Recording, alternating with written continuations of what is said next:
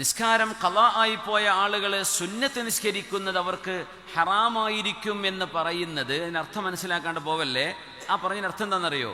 അള്ളാഹുവിന് നിർബന്ധമായി കൊടുക്കാനുള്ള ളുഹറും അശറും മഗ്രിബും ഇഷാവും പ്രായപൂർത്തിയായ ഇടം മുതൽ മനുഷ്യൻ നഷ്ടപ്പെടുത്തിയ ഫർള്, അത് ഖളാ ഉള്ള ആള് ഒരു സുന്നത്ത് നിസ്കരിക്കാൻ ആൾക്ക് സമയമുണ്ടോ, ആ സുന്നത്തിനെ ഫർളായിട്ട് ഖളാ വീട്ടുക.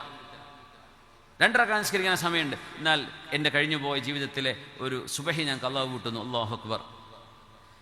ഇത് ഖളാ വീട്ടലാണ് ആവശ്യം, എന്തല്ല സുന്നത്ത് നിസ്കരിക്കലല്ല. ഇപ്പോൾ തറാവീഹ് നിസ്കരിക്കാൻ ഇമാമിൻ്റെ കൂടെ തറാവീഹ് നിസ്കരിക്കുന്നു, 20 റക്അത്ത് നിസ്കരിക്കുന്നു. 20 റക്അത്ത് നിസ്കരിക്കുമ്പോൾ മിനിമം 10 സുബഹി ഖളാ വീട്ടാം.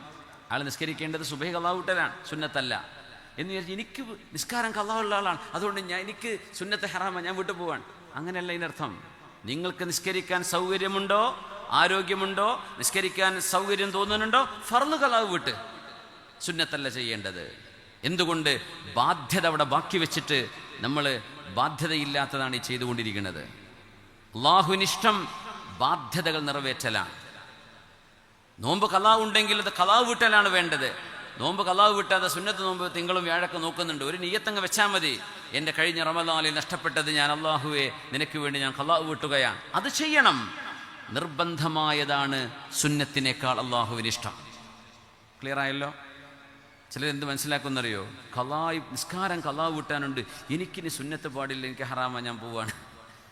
നീ പോവല്ല, അവിടെ ഇരുന്നിട്ട് എന്ത് ചെയ്യുക? 2 റക്അത്ത് ഖളാ വീട്ടിക്കോ, സുബഹി ഖളാ വീട്ടിക്കോ. 4 റക്അത്ത് നിസ്കരിക്കാൻ സൗകര്യം ളുഹർ ഖളാ വീട്ട്.